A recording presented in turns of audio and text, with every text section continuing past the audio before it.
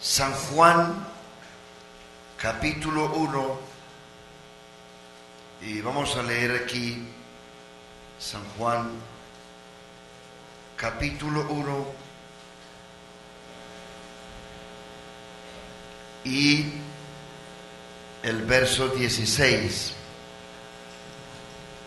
Quiero recordarles el plegable y todos los anuncios de los comités deben entregarse en los miércoles para que aparezcan aquí los domingos. Aquí hay dos correcciones para hacer y son las siguientes. Uno, en la enseñanza que está aquí, Jesucristo es llamado Dios. Aquí no está, pero agréguela ahí en su plegable. El tema era Jesucristo. Jesucristo es llamado Dios en el Nuevo Testamento. Anótelo ahí, Jesucristo, faltó la palabra Dios. Y el ayuno general no es el martes, sino el miércoles. Recuerden entonces este plegable que es valioso, hermano. San Juan capítulo 1, verso 16. Porque de su plenitud tomamos todos, y gracia sobre gracia. Pues la ley por medio de Moisés fue dada, pero la gracia y la verdad vinieron por medio de Jesucristo. Amén. Hebreos, váyase a Hebreos. La ley por Moisés fue dada, pero la gracia y la verdad vinieron por medio de Jesucristo. Hebreos capítulo 4, verso 16. Acerquémonos pues confiadamente al trono de la gracia para alcanzar misericordia y hallar gracia. Pongan cuidado, para alcanzar misericordia y hallar gracia para el oportuno socorro. Primera carta de Pedro, capítulo 5. Primera de Pedro, capítulo 5, verso 10. Mas el Dios de toda gracia, que nos llamó a su gloria eterna en Jesucristo, después que hayáis padecido un poco de tiempo, Él mismo os perfeccione, afirme, fortalezca y establezca. A Él sea la gloria y el imperio por los siglos de los siglos. Amén. Vamos a orar, hermanos. Que Dios nos ayude esta mañana. Hemos cantado sabroso, ¿cierto? Los veo animados, así es que es. Así es que es. Pero así también les invito a que con ánimo recibamos la enseñanza. Vamos a orar, pero no me dejen orar solo. Aquí hay más de 500,000 de personas y creo que todos con alegría sabemos invocar el nombre del Señor. Dígale a Dios que le hable, porque Dios habla a través de su palabra. ¿Quién empieza fuerte esta oración? Amén. Señor Jesucristo, gracias. Te ruego, Señor, la unción de tu Espíritu.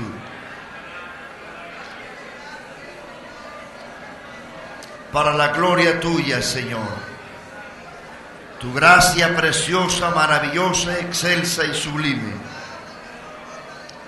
Ayúdanos en esta mañana, en el nombre de Jesucristo, para tu gloria preciosa. Revela tu palabra a nuestras mentes y a nuestros corazones, en el nombre del Señor. Siéntese, hermanos. Estamos en las doctrinas fundamentales de la Biblia y para la iglesia.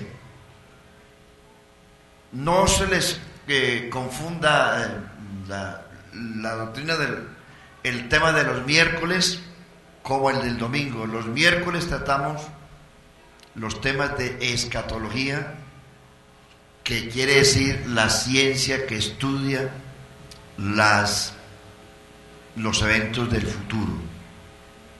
Y los domingos estamos en las doctrinas fundamentales. Empezamos con la doctrina número 1, que es la existencia de Dios, los testigos de su existencia, los atributos de Dios, etc. La lección número 2 fue monoteísmo. Yo les voy a estar recordando porque, hermano, esto que les digo es fundamental para la vida de la iglesia. Usted no permanece en la iglesia porque cante bonito. Usted permanece en Cristo por el conocimiento que tenga de Él. ¿Cuántos cantantes y cantan hermoso y están afuera? Porque el fundamento, es decir, la alabanza prepara el terreno para usted oír la enseñanza. Pero quien mantiene firme en la iglesia al cristiano es el conocimiento de Cristo. A Cristo hay que conocerlo para no apartarnos tan fácil. Mucha gente se aparta tan fácil del Señor porque a veces vinieron a pasar vacaciones a la iglesia. Vinieron un tiempo y como que sí, como que no. Entonces luego emigraron porque no tenían conocimiento. Y la parábola de la siembra, por ejemplo, de los 4 terrenos que hay en la Biblia, dice la parábola del sembrador, el que salió a regar la semilla, una parte cayó junto al camino, vinieron las aves y se la comieron. Otra parte cayó entre espinos. Dice que los espinos la ahogaron y se murió. Otra parte cayó en pedregales. Nació, pero como tenía poca raíz, llegó el verano que tenemos y se secó. Y la cuarta parte cayó en buena tierra. Ojalá que esa buena tierra sea usted esta mañana, buena tierra. Y esa semilla produjo al 30, al 60 y al 100 por 1. 30, 60, al 100 por 1. Dígame, ¿en qué posición está usted esta mañana? ¿En qué porcentaje de conocimiento de Dios está usted esta mañana? ¿Está al 30, al 60 o al 100? Yo creo que al 100 todavía nos falta mucho, porque ni entre todos lo sabemos todo. El único que tiene la última palabra en esto es el Señor. Pero nosotros, hermanos, tenemos que crecer. La iglesia es un cuerpo vivo, es un organismo vivo, y la iglesia tiene que crecer cualitativa y cuantitativamente. En las dos áreas tiene que crecer. Si este cuerpo es un cuerpo vivo crece. Si no crece es porque está muerto, pero lo que tiene vida crece. Yo le ruego a los vigilantes que allá en el atrio hay un montón de muchachitos haciendo aeróbicos. Me tiene despistado, porque por ponerles cuidado a ellos no les pongo cuidado a ustedes. Ya, como que apareció el CTI por allá. Usted no sabe lo difícil que es cuando uno aquí se despista muy fácil, hermano. Bueno, ¿dónde era que iba, hermanos? ¿Cómo? Sí, mejor sigamos. En esta mañana tenemos entonces la tercera lección de la doctrina. Anote eso, hermano, por allá aunque se le olvide, pero yo sí le ruego, hermano, valore eso, que le va a servir por toda su vida. Valore la enseñanza, hermano. Esto es lo que lo mantiene a usted en Cristo. Tercera lección, la doctrina de la gracia. La gracia. La gracia se divide en dos formas, dos temas. Primero, el tiempo de la gracia. Tiempo de la gracia. Y segundo, la dispensación de la gracia. Hay que hacer diferencia del tiempo de la gracia y la dispensación de la gracia. Pero primero hay que definir la palabra gracia. Gracia viene del griego charis, favor, don, y agrega: gracia es favor inmerecido de parte de Dios a quien no merece nada. Gracia, charis, viene de carisma, don, regalo, dádiva. Favor inmerecido de parte de Dios a quien no merece nada. Es dura, pero es así. Dígame ¿usted merecía alguna cosa del Señor, hermano? Nosotros no merecíamos nada. El pecado nos arrastró a una situación difícil. Y usted y yo somos salvos no por méritos, no porque usted rezaba mucho o porque era devoto de algún santo en especial. Entonces vamos a mirar lo que es el tiempo de la gracia. Tiempo de gracia. En el universo encontramos varios aspectos importantes de cómo y cuándo se reveló a la creación, al universo, la gracia de Dios. Primero, la creación del universo es un acto de gracia de Dios. Segundo, una criatura que no alcanzó ni gracia ni misericordia. Una cosa es la gracia y otra cosa es la misericordia.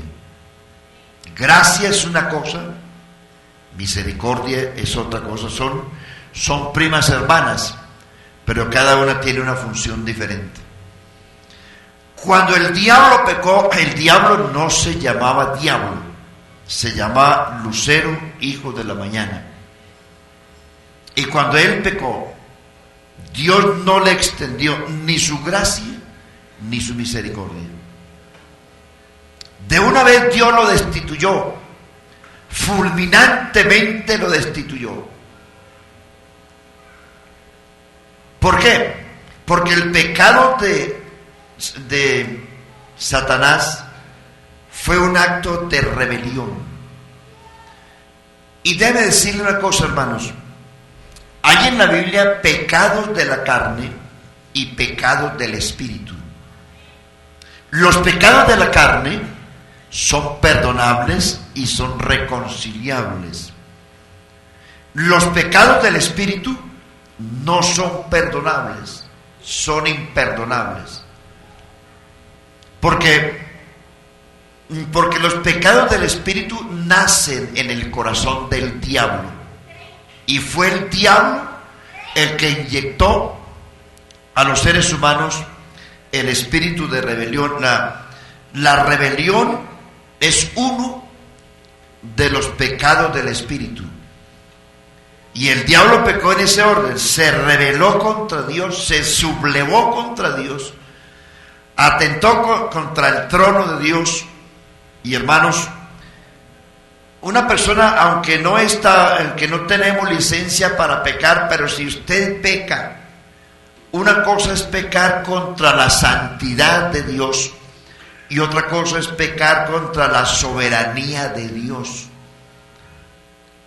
Pecar contra la soberanía de Dios, porque por eso hablamos de atributos morales y atributos soberanos. Cuando una persona peca contra la santidad de Dios y la persona se arrepiente, Dios lo perdona porque fue un pecado que atentó contra los atributos morales de Dios. Cuando una persona peca contra su soberanía,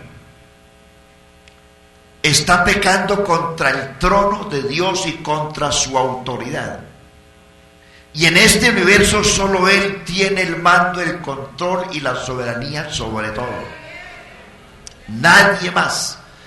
Pecar contra la soberanía de Dios es un pecado del espíritu que llama rebelión, y la rebelión Dios nunca la perdonó y no la perdona y no la va a perdonar, porque eso es un pecado que va contra la soberanía de Dios, contra el trono de Dios, contra su autoridad.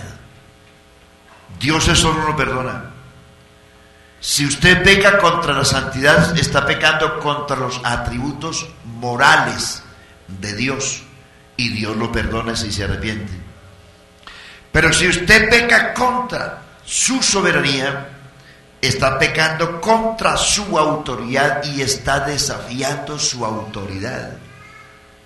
Y Dios le dijo al diablo: semejante a mí no hay nadie, así que se me larga de aquí. Y lo echó.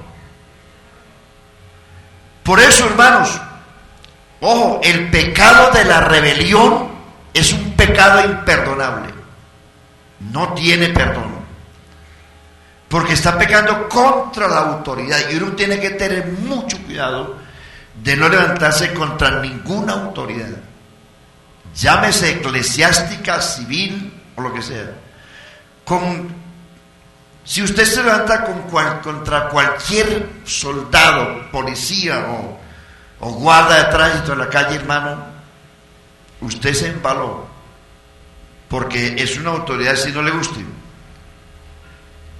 Y detrás de un policía hay toda una institución, toda. Usted se enreda con un policía y se metió con toda la institución. Así que, ¿por qué? Porque es autoridad. Se metió usted con un guardia de tránsito y está metido, enredado con toda la institución. Hermanos, cuando usted se rebela contra una autoridad eclesiástica, hablo de la iglesia, se rebela contra la autoridad de Dios, porque no hay autoridad sino de parte de Dios, y las que hay por Dios han sido establecidas. Dice el profeta Samuel, primero libro de Samuel, capítulo 15, versículo 22. Dice Samuel a Saúl, porque hay dos ejemplos bonitos ahí. El pecado de David usted lo ve como algo grosero, fue adulterio, homicidio, hay 10, 12 pecados ahí en la vida de David. Y usted mira que el asunto de Saúl como que fue distinto. Pero los pecados de David fueron pecados que iban contra la santidad y la moral de Dios. Pero los pecados de Saúl fueron pecados que iban contra la soberanía y la autoridad de Dios. Porque Dios le dijo: vaya, y él no fue. Y dice Samuel, dice el primer libro de Samuel 15, 22: se complace Jehová en la multitud de los sacrificios, como el que se le preste atención. Ciertamente el obedecer es mayor que los sacrificios, y el prestar atención mayor que los holocaustos de animales engordados. Porque como pecado de adivinación es la rebelión, y como ídolos e idolatría la obstinación. Mire usted cómo compara Dios la rebelión como pecado de idolatría y de hechicería. Por eso uno tiene que tener cuidado en eso, hermanos, mucho cuidado. Satanás no fue perdonado, y no ha sido perdonado, y no será perdonado. La única criatura en el universo que ya está condenada es el diablo y sus demonios. Ningún ser humano todavía han sido condenados, están en el polvo de la tierra esperando la resurrección. Los muertos en Cristo están esperando la primera resurrección, la cual le dará a los cristianos un cuerpo de inmortalidad para que sea semejante a la gloria de Cristo. Pero los impíos estarán esperando 1000 años después la resurrección, la cual les dará un cuerpo de vergüenza para comparecer ante el trono blanco. Los cristianos resucitarán con cuerpos a la semejanza de Cristo para ir al tribunal donde recibirán sus recompensas y de ahí pasar las bodas del Cordero. Pero los impíos y pecadores no tienen esperanza porque esperan la resurrección no para vida, sino que tendrán cuerpos de vergüenza para comparecer ante el trono blanco para ser juzgados conforme a las obras que estén inscritas en los libros. Por eso, hermanos, el Evangelio no es un juego. El Evangelio es la doctrina de Dios. El Evangelio es el camino de Dios. El Evangelio es el poder de Dios para salvación a todo aquel que cree. El Evangelio es la puerta que lleva al cielo. Esto no se puede mirar así tan folclóricamente. Voy a la iglesia y paso unas vacaciones y si no me gusta me voy. Así no es, hermanos. Esto es serio. El Dios que tenemos es un Dios serio. El Dios que tenemos es el creador de los cielos y de la tierra, el que sustenta todo con la palabra de su potencia. A su nombre gloria. A su nombre gloria. Así es, hermano. Dele gracias a Dios que usted halló gracia con Él. ¿No le parece glorioso eso, hermano? Siendo usted lo que fue, no importa lo que haya sido, porque Dios no llamó a otro de la misma condición en que usted estaba. Pudiera haberlo hecho y a usted dejarlo perdido, pero lo llamó a usted, le puso el ojo a usted, le puso la mano a usted, halló gracia con Él y lo salvó.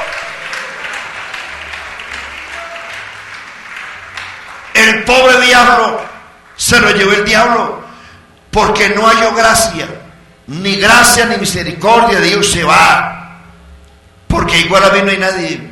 Él dice en Isaías, dice, nadie hay semejante a mí. Dice, a otro no daré mi gloria, ni mi alabanza a esculturas. Yo y fuera de mí no hay nadie. Por mí mismo hice juramento que ante mí se doblará toda rodilla de lo que está en el cielo y en la tierra, y toda lengua me confesará. El diablo viene entonces y le hace el daño en la creación, porque el diablo pensó que Dios iba a tratar al hombre de la misma manera como lo trató a él. Ahí es donde está la gracia, hermano. Ahí es donde está la rabia del diablo. Y ahí es donde está el mérito y la virtud que usted y yo tenemos, por lo cual debemos darle gracias y gloria al Dios que nos salvó. Ahí es donde está lo glorioso y lo grande. Y el diablo viene y hace su daño, como ustedes lo han leído. Y se ubica afuera, en la puerta, afuera en la entrada del paraíso. Y entonces Dios y el hombre estaban dialogando en el paraíso. ¿Qué has hecho? Fíjese usted, Dios nunca se sentó con el diablo a hablar. De una vez lo echó. Pero cuando el hombre pecó, Dios se sienta con él y le dice, ¿qué has hecho? Vienen las disculpas como siempre. Entonces, luego viene el castigo. Como es natural, el Dios justo tiene que hacer justicia. Y el castigo es parte de la justicia de Dios. Porque no se puede pensar en un Dios amante de la impunidad, porque Él es Dios el juez de toda la tierra. Pero Dios, le recuerdo lo que yo les he dicho aquí, allí en el paraíso, Dios le extendió a Adán su misericordia, su gracia, lo redimió, lo justificó y lo sustituyó. Misericordia. No le concedió, no le dio a Adán, la misericordia es que no le dio a Adán lo que sí se merecía. Adán merecía ser eliminado. Le extendió gracia porque Dios no le dio. Su misericordia le permite a Adán que Dios no le dio a Adán, no le dio lo que se merecía. La gracia es, sí le dio lo que no se merecía. Son dos cosas de ahí que van. Primero, segundo, las víctimas que el Señor ofreció allí, su sangre, la sangre de las víctimas, redimió a Adán. Y el diablo está afuera pelando el colmillo, porque el diablo esperaba que salieran 2 muertos al infierno. Y Dios estaba en el paraíso redimiéndolos. Gracia, misericordia, cogió unas víctimas, con la sangre los redimió, con las pieles los vistió y con la muerte de esas víctimas los sustituyó. Es decir, Dios tuvo que sacarlos porque su santidad demanda justicia. Los sacó, pero los sacó salvos. Los sacó salvos. Se largan de aquí, tienen que ir al mundo a morir, porque ustedes así, ya en esa condición de pecadores, no pueden estar aquí. ¿Por qué? Dios hizo al hombre inmortal. Así como Dios hizo a los ángeles inmortales, Dios hizo al hombre inmortal. Dice la Biblia que Dios hizo al hombre perfecto, recto, pero ellos buscaron muchas perversiones. Dios hizo al hombre inmortal, pero el pecado hizo que Adán fuera mortal. Mortal quiere decir que tiene que morir. Pero Dios lo hizo para que no muriera. Pero en su pecado lo hizo mortal. Pero antes Dios lo mandó afuera del paraíso. Váyase de aquí, porque usted tiene que, el cuerpo en el que usted pecó, el instrumento que usó para pecar, tiene que morir. Se va y muere. Tiene que morir. Pero lo mando redimido. Lo lavó, lo vistió, lo justificó, lo sustituyó. Entonces, cuando el diablo ve que sale una pareja, no muertos, vivos, tenían que morir porque se hicieron mortales, pero redimidos, salvos. Esa es la rabia del diablo con Adán y con nosotros, porque el diablo siempre nos acusa a usted y a mí, y acusa delante de Dios. Él tiene acceso para acusarnos. Eso dice Apocalipsis. Dice que nos acusa día y noche. Dice, pero ellos le han vencido con la sangre del Cordero. Entonces, el diablo siempre está pendiente de usted, aunque no lo crea. Aunque usted no lo crea. Si alguien vigila en la tierra, el diablo es a usted y a mí, para señalarnos, para acusarnos. Y tenemos que decirle al diablo esta mañana: nosotros somos pecadores, pero pecadores redimidos. Estamos en la carne porque somos mortales, pero en esta carne habita la presencia del Dios vivo, porque somos el templo del Espíritu Santo. Y tenemos que decirle al diablo esta mañana también: nosotros tenemos un blindaje. Créame, hermano, el blindaje que Dios puso en el pueblo de Israel para que no muriera en la noche en que Dios mató a los primogénitos de los egipcios, el blindaje fue la sangre de un cordero. Cuando el ángel de la muerte pasaba y miraba la sangre, pasaba de largo. Decía, aquí hay un israelita. Sí, Señor. Nosotros aquí tenemos un blindaje más que la sangre de un cordero. Si el diablo pasara por aquí, por esta calle, y mirara, aunque no se atreve a mirar, encontrará, aleluya, en los corazones de esta cantidad de personas, aleluya, un blindaje, no la sangre del cordero de Moisés, sino la sangre del cordero de Dios. La sangre de Cristo es la sangre de Dios. Sí, hermano, Dios preparó una sangre. No es la sangre de los corderos de Moisés, ni la sangre de Cristo es la sangre de Adán, ni de María, ni de José. La sangre con que Cristo limpió la iglesia la preparó Dios en el cielo. No es de Adán, no es de María, no es de José.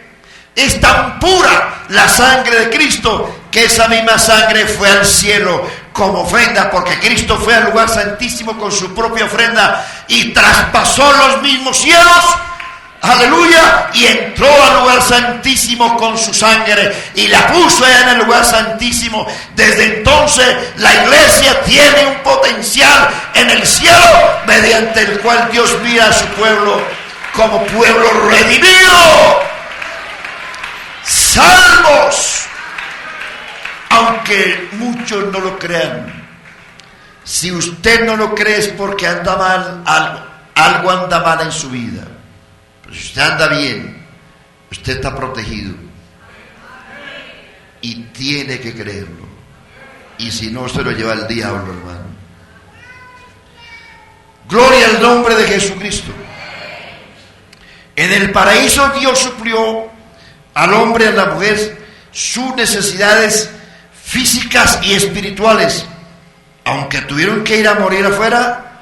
No obstante, lo que Cristo hizo por ellos los salvó y los redimió, y desde luego están esperando la resurrección.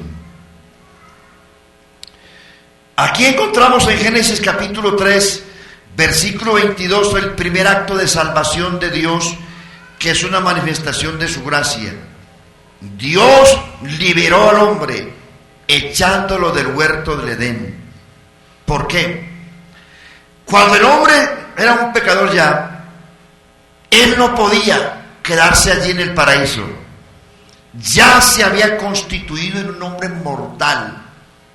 Y por eso Dios dijo, hay que sacarlo para que el hombre no alargue su mano y tome del árbol de la vida y viva para siempre. Él tomó del árbol de la ciencia del bien y del mal y eso lo mató. Pero Dios lo sacó porque en el huerto estaba el árbol de la ciencia del bien, el árbol de la vida, que es una figura y un tipo de Cristo. Y el hombre no puede tocar a Cristo en esas condiciones. Entonces Dios lo echó. El hecho de que Dios haya echado a Adán del paraíso fue un acto de gracia. ¿Por qué? Ya el hombre era un pecador. Si él se acerca y toma del árbol de la vida, el árbol de la vida representa la inmortalidad. Y recuerden ustedes que el que sacó a la luz la vida y la inmortalidad por la resurrección fue Cristo. El único que tiene inmortalidad y que habita en luz inaccesible. Entonces, si Adán ya en la condición de pecador extiende su mano al árbol de la vida, se inmortaliza en pecado. Es decir, en el cuerpo de carne pecaminoso se hubiera inmortalizado. Y desde ese entonces el hombre hubiese vivido para siempre en pecado. Porque el cuerpo es el instrumento que el diablo usó para pecar. Y por eso este cuerpo va a ser destruido y va a ser muerto. ¿Va a ir al polvo de la tierra o va a ser transfigurado, transformado? Porque este cuerpo no hereda ni la carne y la sangre no hereda el reino de Dios. Entonces Dios lo echó para que muriera. ¿Para qué? En la resurrección el hombre pudiera ver a Dios en otra dimensión. En otra dimensión. Adán, me da pesar contigo, pero te tienes que ir a morir, porque así no puedes tomar del árbol de la vida. Repito, si Adán toma del árbol de la vida en la condición de pecador, se hace inmortal como pecador, y así hubiese vivido el hombre eternamente y para siempre en pecado. Y como el pecado tiene sus consecuencias, el pecado trae muchas cosas, hubiésemos vivido eternamente. Los que sufren de cáncer, un cáncer eternamente. Los que discapacitados, una discapacidad eternamente. Úlcera gástrica, ¿cómo es? Ustedes saben qué dije. Hubiese vivido eternamente. Los que ya tienen maletica, dobladitos, que ya parecen a las 6:10 de la tarde, hubiesen vivido con la maletica siempre. Los calvitos, siempre, eternamente. Los mudos, eternamente. Los gagos, eternamente. El que tiene sida, con sida eternamente. Y Dios sabía eso, claro. Entonces, ese acto de Dios, echar al hombre de allí, fue un acto de misericordia y de gracia. Te vas, porque vas a sufrir las consecuencias del pecado hasta la muerte. La muerte, en cierto sentido, se constituye en un descanso para el ser humano. Porque usted vivir miles de años enfermo, ¿no le parece terrible eso? ¿Cuánta gente anda arrastrada por la calle? Si Dios no hubiese echado a Adán de allí cuando pecó, toda esa gente viviría eternamente. O sea que la muerte, hermanos, de este cuerpo se constituye también en un acto de gracia y de misericordia.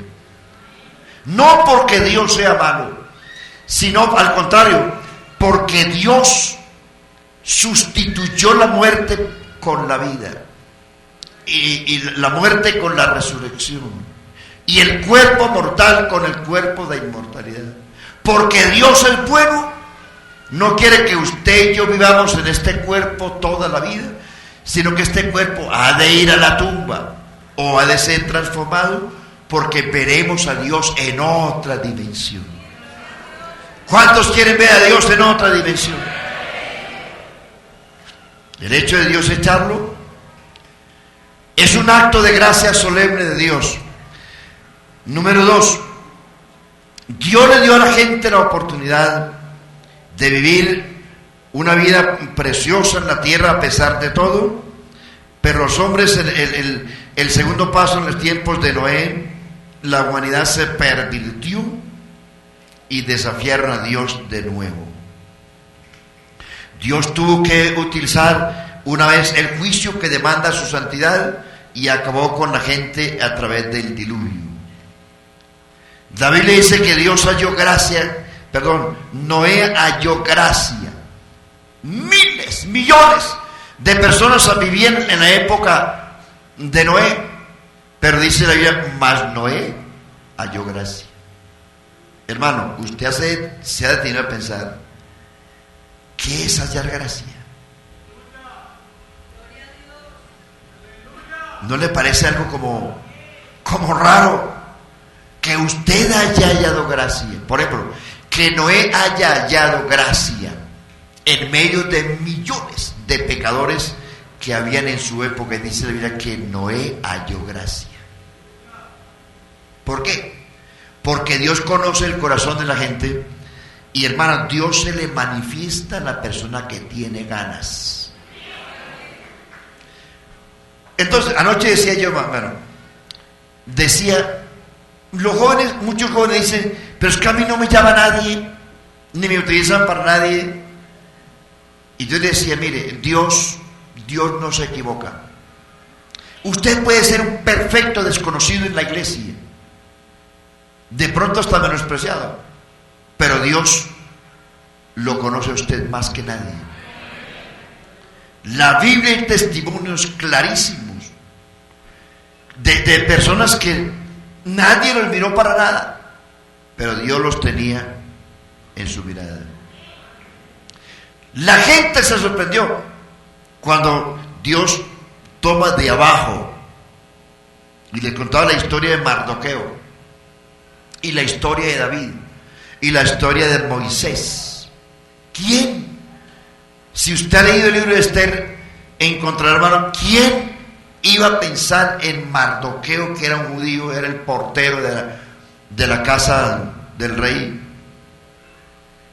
Desconocido, odiado inclusive por los mismos compañeros de oficio, despreciado por Amán, quiso matarlo, él mismo fabricó la horca para colgarlo allí porque quería matarlo, y Dios volteó las cosas e hizo que Mardoqueo fuera el primer ministro en el reino de Asuero y que Amán fuese colgado allí.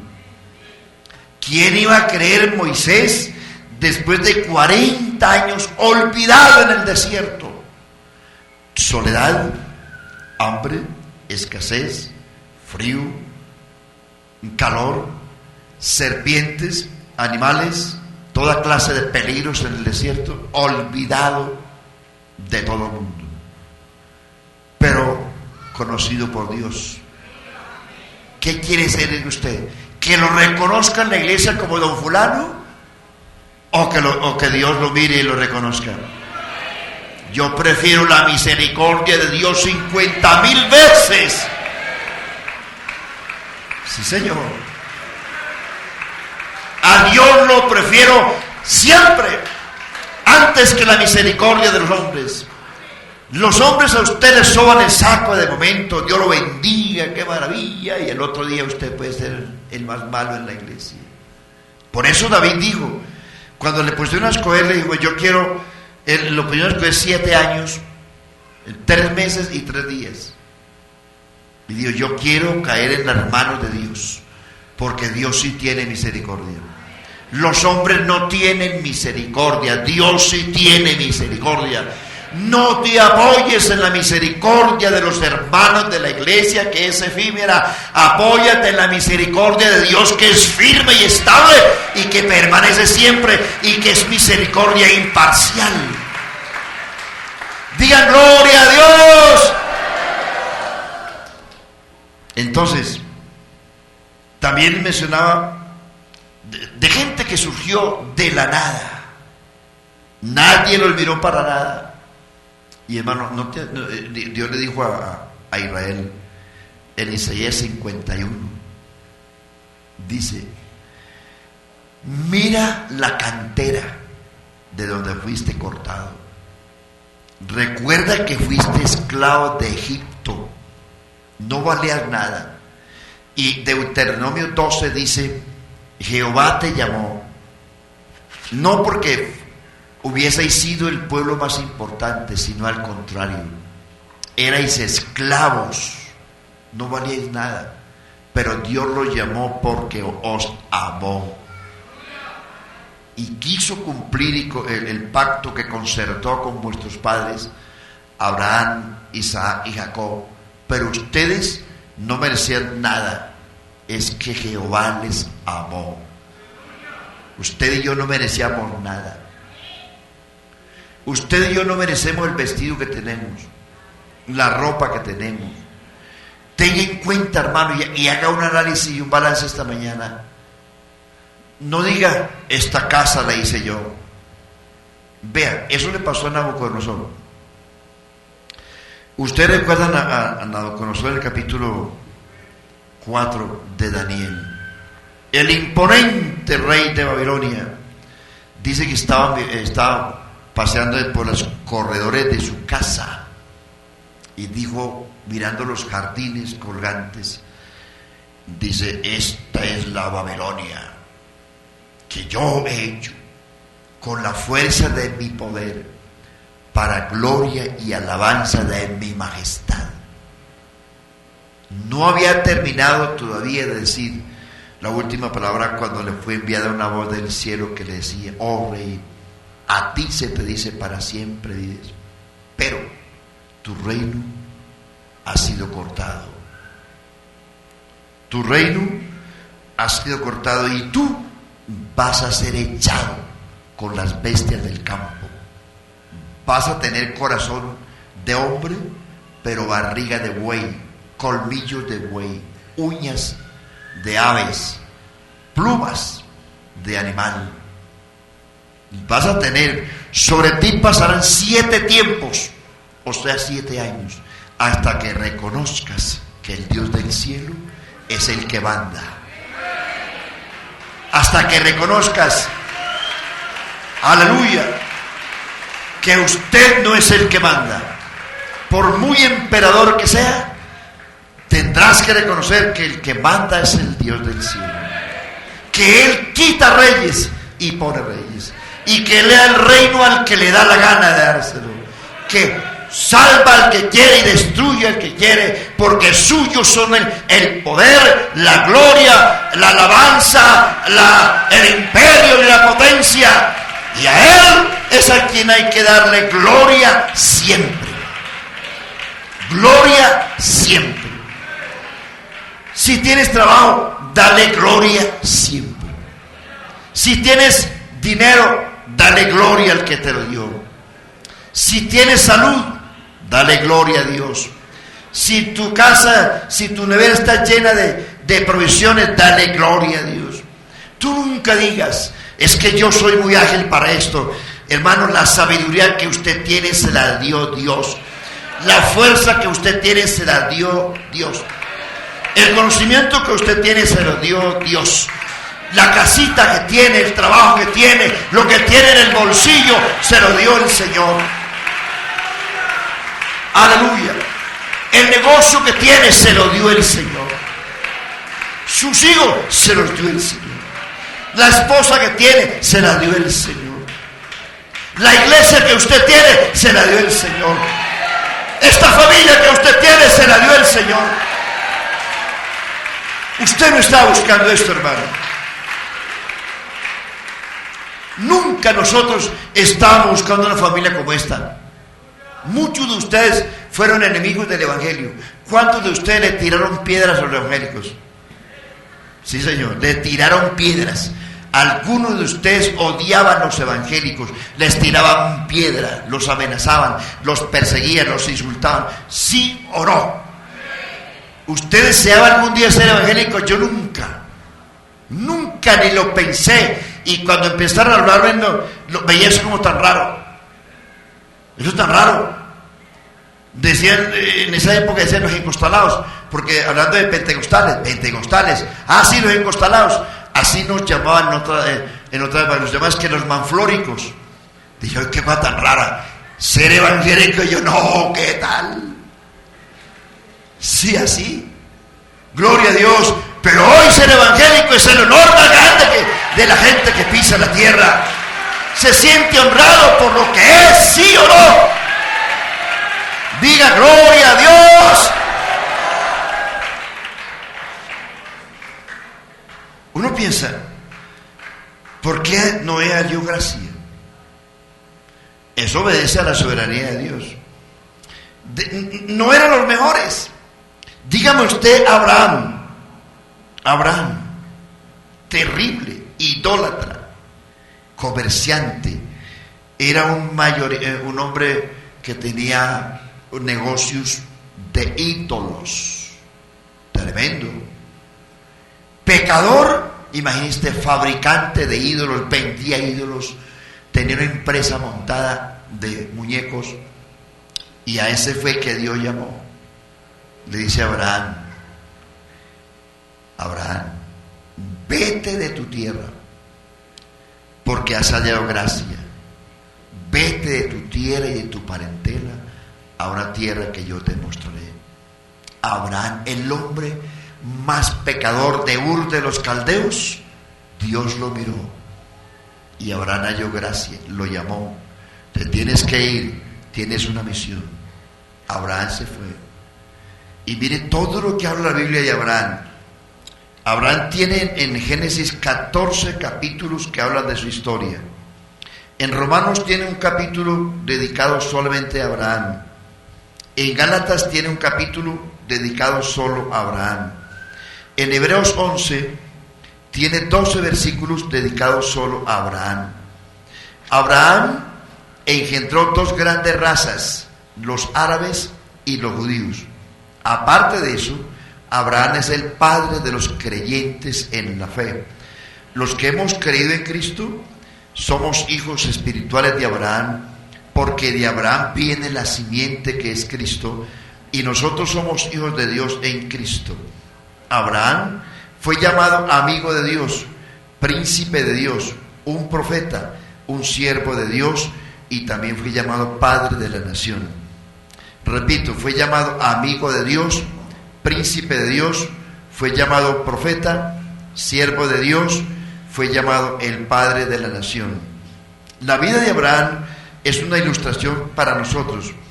Dios llamó a Abraham de Ur de los Caldeos para que se alejara de su tierra, de su idolatría y de su gente. Y cuando Dios ya lo trajo afuera, se le apareció y le dice: anda delante de mí y sé perfecto, y te bendeciré y serás bendición. Gloria al Señor. Abraham constituye un ejemplo de justificación, porque aún sin merecer nada, Dios lo justificó y lo hizo el hombre más grande de la tierra después de Cristo. Abraham constituye la gran ilustración de la salvación existente por gracia y misericordia. No ha habido en la historia de la humanidad otro medio de salvación sino la gracia. Nadie ha sido salvado de otra manera sino a través de la gracia de Dios. Nadie ha sido, ¿qué razón? Yo me caliento aquí y se me olvida el tiempo. Gloria al nombre de Jesús. Tiempo de gracia. La creación es un acto de gracia. Si Dios salvó a Adán, es un acto de gracia. Si Dios salvó a Noé y a su familia, es un acto de gracia. Si Dios llamó a Abraham siendo el pecador más grande de Ur de los Caldeos, es un acto de gracia. Gloria al Señor. Si Dios llamó a Israel de Egipto, a pesar de lo malos que eran, vean 6 cosas, vean. Manifestaciones de la gracia de Dios con Israel. En la elección, primero los eligió, los llamó, los puso en el desierto. Primero, la elección. Aplíquela a su vida. Dios lo llamó a usted, lo eligió. ¿Por qué sus familiares no se han convertido? Y cuando usted ve a sus familiares, a usted le duele, ¿sí o no? Cuando usted ve a su mamá, a su abuelita, a su tío, su papá o cualquier familiar que usted ama, y que usted le habla al papá, la mamá, la abuelita, usted va y lo visita, le dice abuelita, madre, padre, como sea, el que sea, le dice: mire, es que el evangelio es así. ¿Cuántas veces a usted le han dicho: este zángano que viene a hacer aquí? Yo te enseñé otra cosa. Yo te enseñé a rezarle a la Virgen del Carmen. ¿Qué bobadas me estás hablando?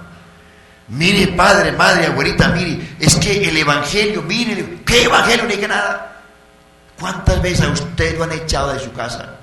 Su papá, su abuelo, en fin. Te me largas de aquí. No vuelvas con esas bobadas aquí. Y usted sale con el dolor del alma más grande. Saber de que usted siente una salvación. Saber de que ese abuelito, ese familiar suyo se va a perder si no cree lo que dice la Biblia. ¿Cierto que a usted le duele? No piensa usted: Señor, ¿por qué no le revelas el evangelio a mi papá, a mi mamá, a este familiar? ¿Por qué no le revelas lo que a mí me revelaste? ¿Por qué no permites que él sienta lo que yo he sentido? Sí, ¿no lo anhela usted? ¿No anhela usted que sus familiares sientan lo que usted ha sentido? Que viva lo que usted ha vivido. que conozcan lo que usted ha conocido, que se reúnen algún día en la iglesia a alabar a Dios como usted lo hace. Cuando usted trae un familiar a la iglesia, al culto, usted se goza. ¿Por qué? Hermano, es que el evangelio es algo tan especial y tan grande, oculto para muchos, pero revelado a usted. ¿Por qué? Yo a veces no entiendo por qué Dios ha sido tan bueno con usted y conmigo. 2. Dios restauró a Israel muchas veces. Pónganle cuidado.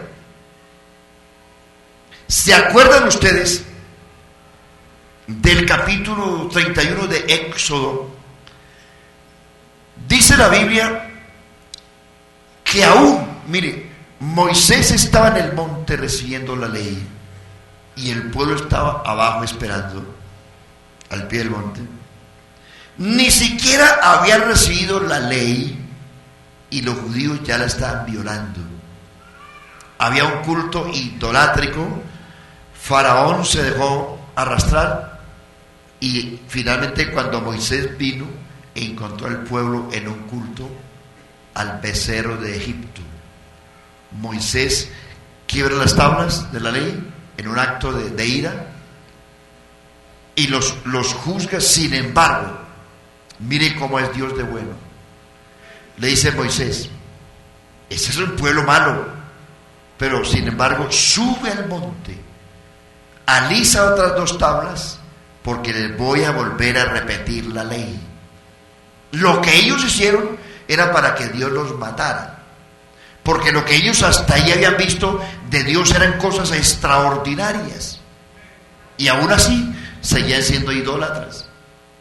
Moisés, vuelve al monte, alisa otras 2 tablas, que yo te voy a volver a repetir la ley. Eso es un acto de mucha gracia. Déjanos allá ver qué hacen. Dios les extendió gracia sobre gracia. El anuncio del nuevo pacto durante el periodo de la ley, desde un pacto de la ley, les anunció otros pactos. Israel tiene 4 pactos. Algún día esto les explico. Ellos tienen el nuevo pacto que no lo han recibido porque rechazaron a Cristo. Tienen el pacto palestino, el pacto davídico y el pacto abrahámico. Ellos tienen 4 pactos que Dios no les ha cumplido, porque primero Dios está en este momento trabajando con la iglesia. Vean, es un acto de mucha gracia. Mire, Dios retuvo los pactos. Esos 4 pactos están aquí en la Biblia quietecitos y son dados a Israel, pero están ahí quietecitos porque desde el día de Pentecostés Dios les tendió gracia a los gentiles, y desde ese momento Dios está trabajando solo con la iglesia. Hay unos pactos para Israel, pero están ahí congelados. ¿Por qué? Porque Dios está esperando que la iglesia, el cuerpo de Cristo, que es la iglesia, se complete el número de los escogidos. Si estamos aquí todavía, hermano, es porque la gracia de Dios todavía está con nosotros. Hermano, porque es que no hemos sido tan buenos. ¿O sí? Yo no creo. Mire, a Dios le hemos fallado todos los días, pero usted todavía siente la misericordia de Dios en su vida. Algunos todavía sienten la presencia de Dios todavía. Si usted siente venir al culto a alabar a Dios, es porque siente algo todavía, pero no es porque usted haya sido tan bueno. Es que Dios lo ama todavía, y no quiere que usted se pierda. Por eso Él no ha venido, porque espera que nosotros demos un fruto distinto, hermanos. Gloria al nombre del Señor, gloria al nombre de Jesús. Entonces hay pactos que Dios tiene con Israel y están congelados, porque Dios lo está esperando a usted y a mí, que lleguemos a la etapa de perfección. Gloria al Señor Jesús, gloria al nombre del Señor, alabado sea el nombre de Jesús. Nosotros no estamos aquí por lo que éramos, es la gracia. Es la misericordia de Dios la que nos ha salvado y nos tiene hasta aquí. Usted no era el mejor, quizás era el peor del barrio. ¿Por qué Dios lo salvó? ¿Se ha preguntado eso? ¿Por qué Dios lo salvó? ¿Por qué usted y yo, siendo tan malos, Cristo siendo tan bueno, vino hasta la cruz para morir por usted? ¿Por qué su sangre, que fue preparada del cielo, que no merece estar en este globo terráqueo lleno de contaminación, Dios la trajo aquí a la tierra para limpiarnos? Y esa sangre fue puesta en el lugar santísimo en el cielo, desde donde Dios nos ve. Y Dios no mira tanto el pecado que hay en nosotros, sino que Dios nos mira a través de la sangre de Cristo. A través de ese lente nos mira Dios, porque una vez fuimos justificados y fuimos lavados, no por nuestros propios méritos, sino porque Dios es muy bueno. Es la gracia. Mire, hermano, termino con esto. Dios con Israel, en Romanos capítulo 9 está lo que Dios tenía para ellos. Nosotros, hermanos, la iglesia, no éramos poseedores de promesas ni de pactos. Los pactos son de Israel. Ellos son los hijos del pacto. Israel son los hijos del pacto o de los pactos. Nosotros no. Romanos 9 dice que son israelitas. Ellos son israelitas. La adopción, la gloria, la ley, la promulgación de la ley, el culto, el santuario, el sacerdocio, los patriarcas. De ellos vino Cristo, el cual es Dios sobre todas las cosas. Jesús le dijo a la samaritana: la salvación viene de los judíos. Los escritos de los profetas son judíos. Los profetas fueron judíos. Los sacerdotes fueron judíos. Los jueces fueron judíos. Los reyes fueron judíos. Los escritos de la Biblia son judíos. Jesús fue judío. Los apóstoles fueron judíos. Los primeros cristianos fueron judíos. Y nosotros, Efesios 2:11. Por tanto, iglesia, acordaos que en otro tiempo, vosotros los gentiles, en cuanto a la carne, eran llamados incircuncisión por la llamada circuncisión hecha con mano en la carne. En aquel tiempo estabais sin Cristo, sin pactos, sin promesa, sin ciudadanía, sin esperanza y sin Dios en el mundo. Retroceda un poquito, que no somos algo, que la salvación no se puede tirar de cualquier manera. En aquel tiempo estabais sin Cristo, sin pactos, sin promesa, sin ciudadanía, sin esperanza y sin Dios en el mundo. ¿Quiénes éramos nosotros sin esperanza y sin Dios? ¿Sí me entendió, hermano? Para que sepa que usted no es salvo porque rezaba mucho, ni porque pertenecía a la religión. No, estamos sin esperanza y sin Dios en el mundo. Pero ahora, en Cristo, vosotros que en otro tiempo estabais lejos, habéis sido hechos cercanos por la sangre de Cristo, porque Él es nuestra paz, que de ambos pueblos hizo uno, derribando la pared intermedia de separación, aboliendo en su carne las enemistades de la ley, para crear de los dos un solo y nuevo hombre, haciendo la paz mediante la sangre de su cruz. Y vino y anunció las nuevas de paz a vosotros que estabais cerca y a los que estaban lejos, porque por medio de Cristo, los unos y los otros, judíos y gentiles, tenemos una misma entrada por un mismo espíritu al Padre. Así que ya no somos advenedizos, sino miembros y conciudadanos de la familia de Dios, edificados sobre el fundamento de apóstoles y profetas, siendo Jesucristo la principal piedra del ángulo, en quien todo el edificio bien coordinado va creciendo para ser un templo santo en el Señor. Eso éramos y eso somos ahora, templo santo en el Señor. Dios les bendiga, hermano. Vamos a orar.